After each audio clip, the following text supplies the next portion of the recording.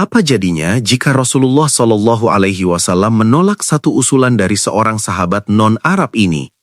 Mungkin sejarah Islam akan berakhir di Madinah hari itu juga.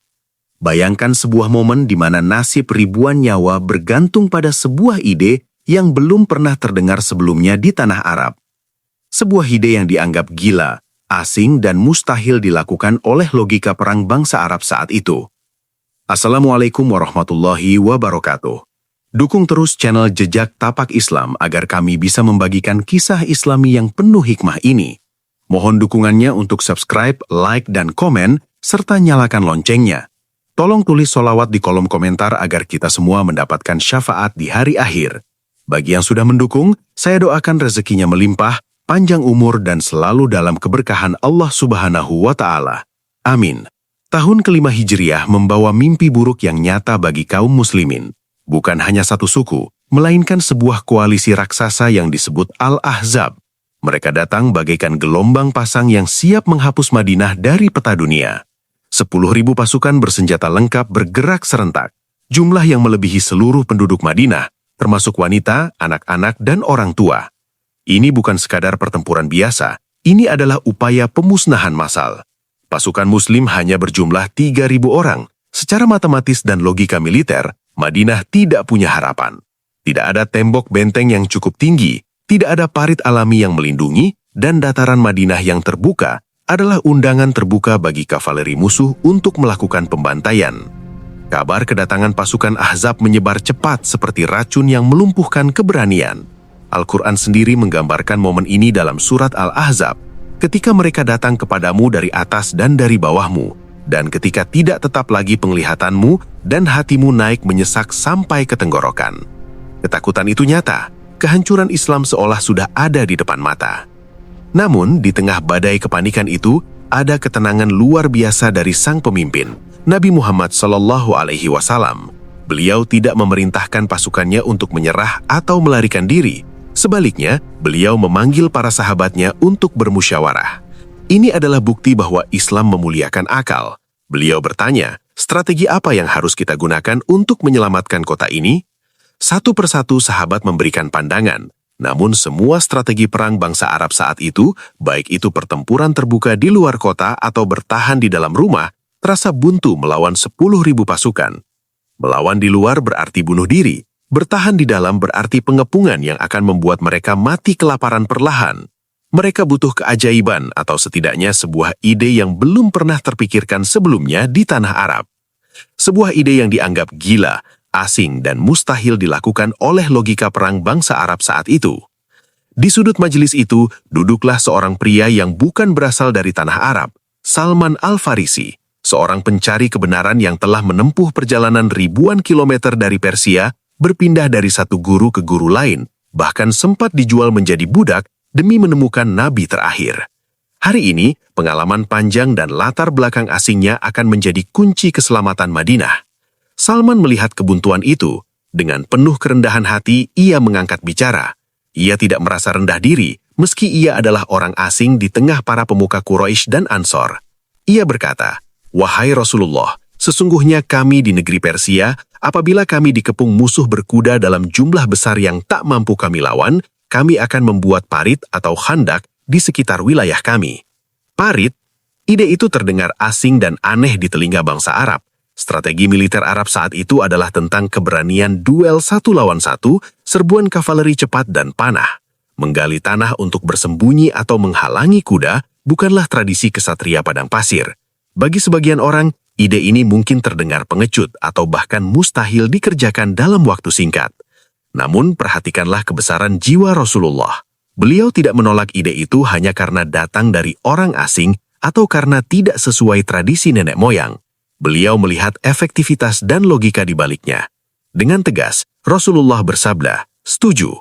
Ini adalah momen krusial. Inklusivitas Islam menerima hikmah dari manapun datangnya, bahkan dari peradaban Persia yang saat itu dianggap rival budaya." Strategi segera disusun. Madinah secara alami terlindungi oleh benteng-benteng rumah di selatan dan ladang lava tajam di timur dan barat yang tak bisa dilewati kuda. Satu-satunya celah terbuka adalah bagian utara. Di sanalah parit raksasa itu harus digali. sebuah proyek teknik sipil yang belum pernah ada sebelumnya di semenanjung Arab. Tugas ini gila. Parit itu harus cukup lebar agar kuda musuh tidak bisa melompatinya, dan cukup dalam agar jika mereka jatuh, mereka tidak bisa naik lagi. Panjangnya sekitar 5 kilometer. Dan mereka harus menyelesaikannya hanya dalam waktu 6 hari sebelum musuh tiba. Ini adalah misi mustahil. Rasulullah membagi kaum muslimin menjadi kelompok-kelompok kecil. Setiap 10 orang bertanggung jawab menggali sepanjang 40 hasta. Semangat gotong royong ta'awun menjadi bahan bakar utama mereka. Tidak ada yang berpangku tangan. Si kaya, si miskin, kaum muhajirin, kaum ansor, semuanya turun ke tanah. Yang paling menggetarkan hati adalah pemimpin mereka sendiri. Rasulullah tidak duduk di tenda komando memberi perintah. Beliau turun ke dalam parit. Tubuh mulianya tertutup debu tanah, mengangkat batu, dan mencangkul bersama rakyatnya. Beliau merasakan lapar yang sama, lelah yang sama. Inilah kepemimpinan profetik yang membakar semangat para sahabat hingga melupakan rasa sakit. Kondisi saat itu sangat berat. Madinah sedang dilanda paceklik. Makanan sangat langka. Para sahabat menggali dalam keadaan perut kosong berhari-hari. Abu Tolha pernah melihat Rasulullah mengganjal perutnya dengan 2 buah batu untuk menahan rasa lapar yang menyayat. Namun, fisik yang lemah itu dikalahkan oleh kekuatan iman dan persaudaraan. Untuk melupakan rasa lapar dan lelah, mereka bersyair. Ya Allah, seandainya bukan karena Engkau, kami tidak akan mendapat petunjuk. Maka turunkanlah ketenangan kepada kami. Rasulullah pun membalas syair mereka dengan doa. Ya Allah, sesungguhnya kehidupan yang hakiki adalah kehidupan akhirat. Maka ampunilah kaum Ansor dan Muhajirin. Parit itu bergema dengan zikir dan puisi perjuangan. Di tengah penggalian, sebuah batu putih raksasa menghalangi bagian parit Salman. Besi-besi mereka patah, tenaga mereka habis. Batu itu tak bergeming sedikitpun. Salman pun melapor kepada Rasulullah. Ini adalah momen di mana mukjizat ilahi hadir melengkapi usaha manusia. Rasulullah mengambil kapak itu, mengucapkan bismillah dan menghantamnya. Hantaman pertama memecahkan sepertiga batu dan memercikkan kilatan api yang terang benderang. Dalam kilatan itu, Rasulullah berseru bahwa beliau diperlihatkan istana-istana Syam dan kuncinya telah diberikan kepadanya. Sebuah visi kemenangan di tengah ancaman kehancuran. Pukulan kedua kembali memercikkan api. Kali ini, Rasulullah bersabda bahwa beliau melihat istana-istana putih di Persia. Bayangkan perasaan Salman Al-Farisi saat itu. Negerinya, sebuah kekaisaran adidaya, dinubuatkan akan tunduk di bawah cahaya Islam. Harapan itu ditanamkan saat mereka bahkan belum tahu apakah akan selamat esok hari. Pukulan ketiga menghancurkan sisa batu itu hingga menjadi seperti onggokan pasir yang tak lagi keras. Hambatan fisik telah hilang, dan hambatan mental berupa ketakutan digantikan oleh visi kemenangan global. Parit itu selesai tepat pada waktunya. Kehebatan strategi Salman dan dedikasinya membuat kaum Muhajirin berkata, Salman adalah golongan kami. Kaum Ansor membantah, tidak, Salman adalah golongan kami. Persaingan memperebutkan kehormatan ini ditengahi oleh Rasulullah dengan kalimat yang mengangkat derajat Salman setinggi langit. Salman adalah bagian dari kami, Ahlul Bait, keluarga Nabi. Pernyataan ini luar biasa. Seorang mantan budak, orang asing dari Persia diakui sebagai bagian dari keluarga inti Nabi. Ini meruntuhkan tembok rasisme dan fanatisme kesukuan Arab. Dalam Islam, kemuliaan bukan dari darah biru, tapi dari ketakwaan dan kontribusi nyata. Dan tibalah hari penentuan itu. Pasukan koalisi Ahzab tiba dengan gemuruh yang menggetarkan bumi. Abu Sufyan memimpin dengan keyakinan penuh bahwa hari ini Madinah akan rata dengan tanah. Mereka membayangkan pertempuran terbuka yang mudah. Namun, langkah mereka terhenti mendadak. Di hadapan mereka terbentang jurang buatan yang memanjang sejauh mata memandang. Para panglima perang Quraisy terperangah. Mereka berteriak marah. Demi Allah, ini adalah tipu daya yang tidak pernah dikenal oleh bangsa Arab. Strategi Salman telah berhasil, memberikan kejutan strategis yang melumpuhkan rencana awal musuh. Mereka tidak bisa menyerang, tapi mereka juga tidak mau pulang. Dimulailah pengepungan panjang yang melelahkan. Pasukan Ahzab mencoba mencari celah, bergerak ke timur dan barat, tapi parit itu dijaga ketat. Setiap kali ada kuda yang mencoba melompat, hujan panah dari kaum muslimin menyambut mereka. Ketegangan memuncak ketika salah satu kesatria terkuat Arab, Amr bin Abdaud, berhasil melompati bagian parit yang sempit. Dia menantang duel. Ali bin Abi Thalib yang masih muda menjawab tantangan itu. Dalam duel yang menegangkan, pedang Zulfakar mengakhiri keangkuhan Amr. Kemenangan Ali mengirim pesan teror ke jantung pasukan musuh. Namun, ujian belum berakhir. Berita buruk datang dari selatan. Suku Yahudi Bani Quraizoh yang seharusnya menjaga sisi belakang Madinah berkhianat. Mereka membatalkan perjanjian damai dan bergabung dengan Ahzab.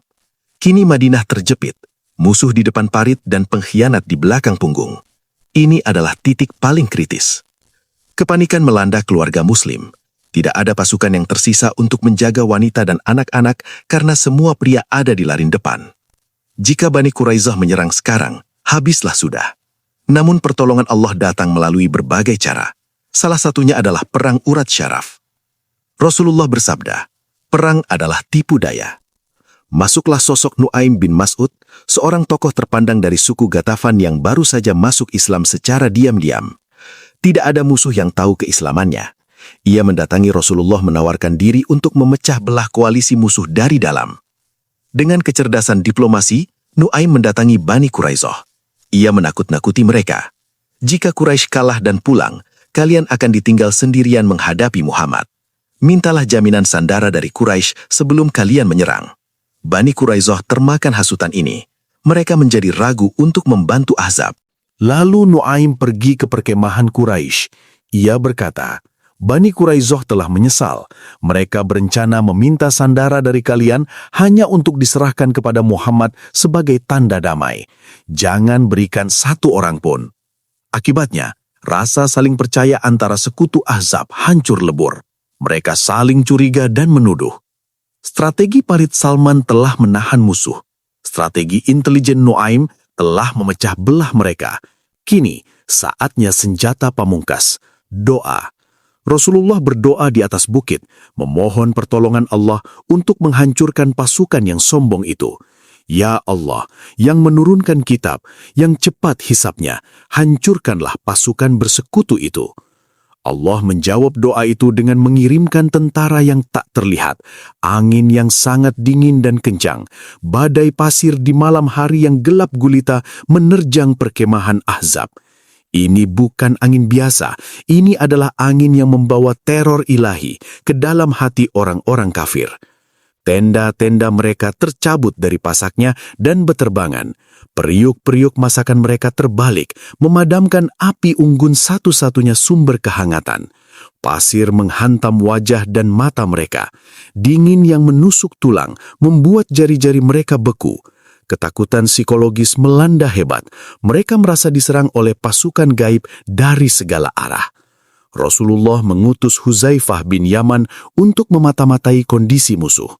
Di tengah badai, Huzaifah menyusup hingga duduk di dekat Abu Sufyan. Ia mendengar Abu Sufyan berteriak, "Wahai orang Quraisy, kita tidak bisa bertahan di sini.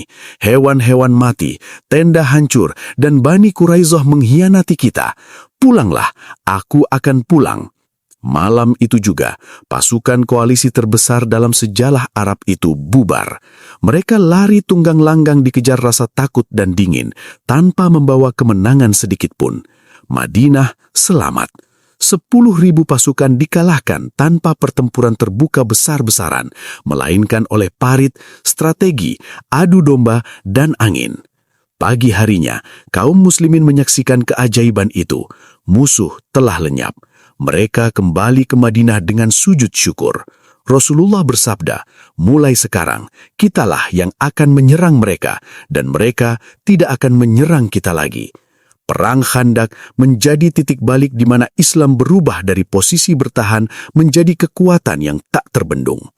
Kemenangan ini mustahil terjadi tanpa izin Allah dan tanpa wasilah ide brilian Salman Al-Farisi. Bayangkan, jika saat itu arogansi kesukuan menguasai Majelis Syura. Bayangkan, jika ide impor dari Persia itu ditolak mentah-mentah. Sejarah Islam mungkin akan berbeda.